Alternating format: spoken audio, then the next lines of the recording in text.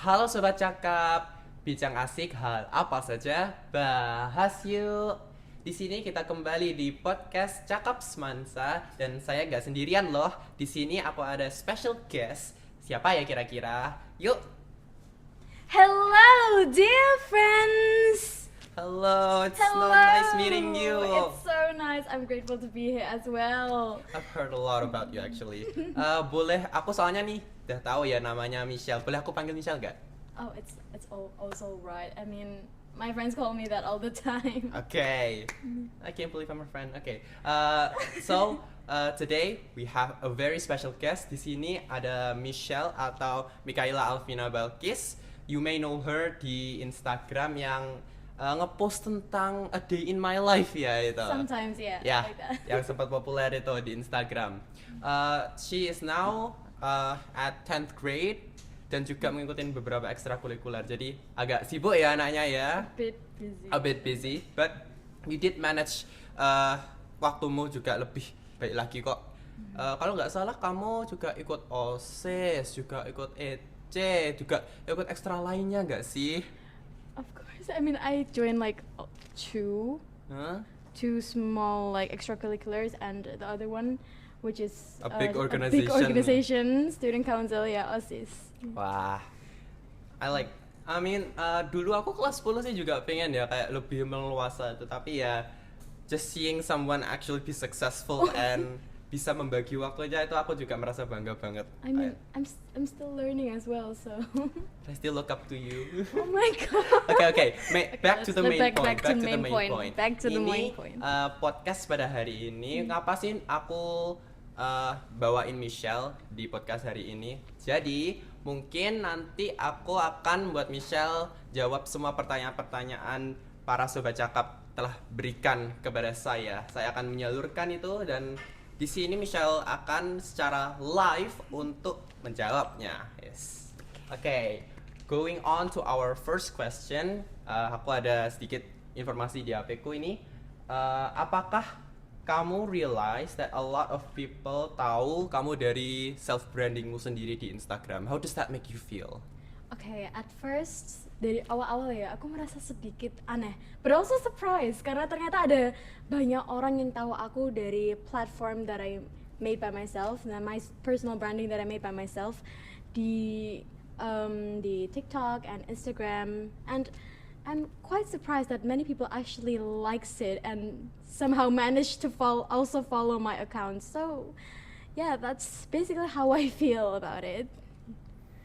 So maybe you would like to share beberapa ups and downs-nya dari punya social media. Mungkin para sobat cakap di balik layar ingin ya untuk mulai channelnya sendiri, ingin mulai Instagram account-nya sendiri, lebih aktif lagi dalam social media. Apakah mungkin ada sesuatu ups and downs yang ingin kamu bagikan dari experience-mu aja? Oke, jadi up-nya lumayan banyak ya karena aku bisa mendapatkan banyak relasi, bisa berkolaborasi dan juga mendapatkan banyak sekali dukungan dari para followersku yang tercinta. Dan untuk yang downs-nya ya tentunya itu kritik-kritik yang datang dari berbagai arah. Ya, biasa kan manusia, kita memiliki hati dan pikiran. Sometimes I feel a bit down, tapi asalkan aku melakukan hal yang benar dan tidak merugikan banyak orang, ya I keep thinking that it was like a process for me to becoming even more better in the future, begitu. I think that's a good way of approaching it. Realistically, soalnya kan kritik itu selalu akan ada ya. Itu kayak hal yang maklum bagi kami untuk atau kita untuk improving ourselves gitu, to be the better versions of ourselves. Jadi cara kamu nangkepin kritiknya sebagai nasihat itu aku respect, huge respect to you, especially with you having a lot of followersmu kan juga sampai berapa ribu itu ya di Instagram. So you can take all of those advice, semua nasihat itu, dan kamu bisa improve yourself in the near future. That's what I like, what proses analisismu sih di situ. Thank you so much. So for the next question ini ada orang yang mungkin ingin tahu juga how to handle critics. Ini tadi sudah kamu singgung sedikit ya. Kalau memang kritiknya itu jadiin sebuah nasihat, habis itu nasihatnya using to improve yourself in the future. I guess that's already been answered. Jadi we're gonna skip that one. Okay. Next question. Apakah kamu berencana untuk menginvite seseorang di future vlogmu? Soalnya kita ketahui sekarang kan vlogmu itu mayoritas you and yourself doing your own thing kan. Mungkin ada ingin perubahan di masa depan?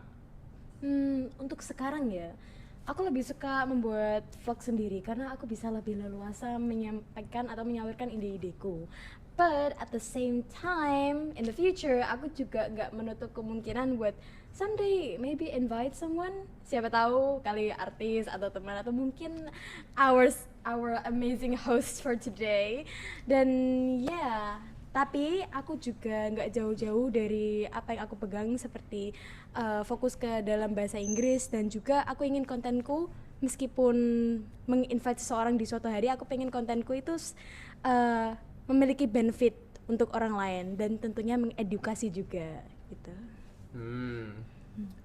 I was kind of getting excited a bit soalnya kamu tadi bilang aku mau di-invite nih di vlognya Michelle. I like Boleh? inviting everyone. Boleh sih. Boleh sih. If I could invite everyone in the world maybe someday. I mean, ya itu memang banyak mimpinya kita bisa collab dengan artis-artis besar gitu kan. Tapi memang ya ini sih ini dreamku ini collab dengan artis besar ini ya. Ini memang dreamku sudah terrealisasikan.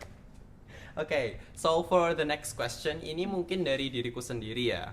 Dalam pembuatan atau memproses sebuah konten, of course kamu punya konten yang mungkin tidak fit untuk dirilis pada saat hari itu, ataukah konten itu mungkin tidak sesuai dengan standarmu atau lain sebagainya. Akhirnya kan nggak di-post kan itu. Nah, my question is itu apakah yang terjadi dengan konten yang sudah kamu edit? Apakah yang terjadi dengan konten yang sudah kamu keluarkan di idemu itu? Oke, jadi untuk konten-konten yang mungkin belum bisa aku upload ya, benar kayak tadi itu kadang belum memenuhi standar yang aku inginkan, kayak semisal jadwalnya kurang efektif begitu. Tapi untuk video-video yang mungkin belum bisa aku upload, itu aku jadikan referensi dan ide-ide untuk kontenku ke depannya. Atau mungkin jika perlu diselip-selipkan dikit gitu. So it's like a small surprise in each video begitu. Wow, so you're using it apa itu untuk jaga-jaga lah ya? Yes, just in case. Just for a rainy day gitu aja ya. So a lot of content really is about how to make sure kamu bisa menyesuaikan dengan audiensmu kan. So basically maybe most of your audience itu juga para high schoolers maybe or junior high schoolers, senior high schoolers, dan mereka itu selalu ingin untuk ngedepending on you untuk membuat sebuah konten spesifik. Nah, untuk kontenmu sekarang kan sudah membuat semacam promoting English in your everyday life kan. Nah, apakah itu kayak di seluruh masamu sebagai content creator, apakah itu aja yang kamu terusin di masa depan ataukah mungkin ada ide-ide lain yang mungkin kamu ingin mencoba? Oke, untuk saat ini aku suka banget berbicara bahasa Inggris di depan kamera ya. So of course I'm going to still stick to that. Tapi aku juga gak menutup kemungkinan buat explore some new things that I can also try in the future. Tapi meskipun aku kontenku itu bakal berganti-ganti because kayak tadi aku pengen try a lot of new things, itu tetap mengedepankan edukasi dan kalau bisa menginspirasi semua orang terutama pelajar-pelajar di kalanganku begitu. Oh iya, aku lupa. Ini mungkin audiensnya agak bingung dikit ya. Ini makanya kita speaking in bilingual. Soalnya memang her whole thing is about normalizing English in our everyday life. Jadi berusaha. Kebetulan juga aku mungkin bisa catching up dengan Michelle dalam hal bahasa Inggris. Jadi kenapa enggak buat So why bilingual? not? Why not, right? His English is very good by the way. Thank you. Your English is too. It's also very good. I like the accent. It's Oh my God. very classic Thank you. British. Actually, You can never go wrong with it. I can go to accents and sometimes switch in each accent. Something I can go to American, sometimes I can go to British too. That's So actually a yeah, talent. that's- Aku gak bisa di British. Aku gak bisa British. It's Maybe okay, it's okay. gara-gara aksenku agak ke Jawa dikit. Masih ada dikit-dikit Jawanya ini. Tidak bisa hilang It's fine. Jawanya di sini. So, for the next question, for personally, you can speak English. Kamu bisa berbahasa Inggris. You are trying to normalize English in your everyday lives. What happens kalau itu memang sudah successful in the end ya? Sudah successful and you're trying to make something to educate any other people untuk melihat kontenmu di social media. Apakah kamu akan terus nge-upload konten tentang bahasa Inggris ataukah kamu ingin beradaptasi ke bahasa lainnya mungkin, soalnya kan bahasa bisa merembet kemana-mana ya. Contoh nih, kita bisa juga trilingual soalnya kebetulan both Japanese, Yes. right? Ya, we can Japanese, do Indo. Japanese, Indo, and English. English. Bisa tiga-tiganya. Nah, untuk bahasa pun aku juga nggak terlalu ingin stuck di bahasa Inggris juga. Mungkin aku ingin merambat ke bahasa Korea, ke bahasa Jepang dan lain sebagainya. Apakah kamu mempunyai keminatan yang sama atau mungkin ada different approach di sisi kamu? Oke. Untuk sekarang aku lebih suka belajar bahasa Inggris because that's what I do basically. Tapi aku juga excited to learn many other languages as well.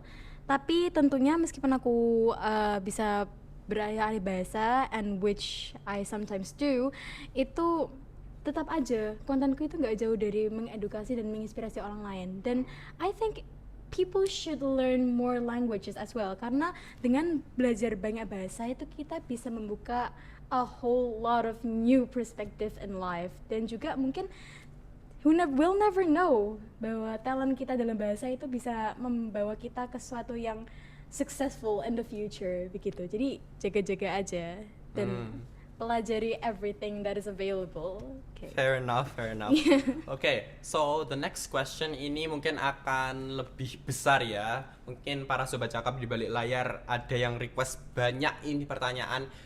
Apa backstory-nya kamu kok membuat konten di social media, atau apakah backstory-nya kok sampai meludak sampai kamu di tag sama info Tuban, kamu sudah di-mention di IG-nya Tuban, kamu mempunyai follower yang banyak, itu mulainya dari apa sih? Pingin backstory-nya aja sih, Mang. Okay, so singkat aja ya, karena apa? kalau dijelasin secara detail itu mungkin bakal berlanjut-lanjut We can terus go on sampai for iya, hours. we can go on We can go on for forever. hours. Nah, jadi pada awalnya itu kan masa-masa PPDP ya, jadi pada gabut nih di rumah. Nah, so dengan waktu luangku yang sekian banyaknya, itu aku berpikir kenapa nggak memanfaatkan waktu luangku itu untuk sesuatu yang bermanfaat. So like aku mikir-mikir, oh why not try vlogging? Because aku kan belum pernah ngevlog sebelumnya. Mungkin aku vlog itu buat aku simpan sendiri ya.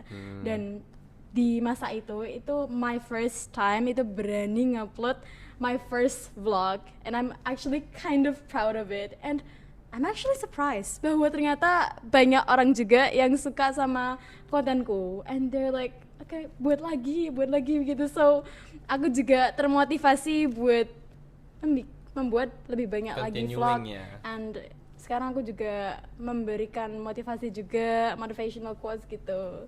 Jadi I'm very grateful to all of my followers who have supported me from the start until now.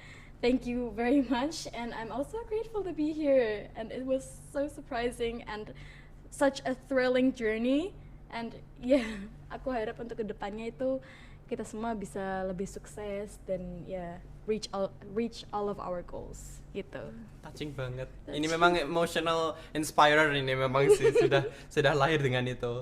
It was unexpected. So basically kamu memulai konten itu literally dari pengen coba-coba aja ya. Memang gara-gara gabut dikit, tapi alhasilnya itu membuah hasil yang truly you did not expect in the end. I did not expect this at all. Right? Dan di situ dimana mungkin beberapa sahabat cakap di sini mungkin agak khawatir kalau mau starting konten ini gimana nih, nanti aku kalau nggak dapat follower gimana nih, editingnya gimana nih. It's okay, you don't know what you gonna get if you don't try first. So why not do it? Kalau memang kamu ingin, do it. If you don't want to, then don't do it. That's your own will, dan kemungkinan besar kalau kamu melakukan itu justru akan membuat hasil yang mungkin bisa sepadan ataupun bisa lebih banyak daripada Michelle sekarang ini. Berbunga-bunga.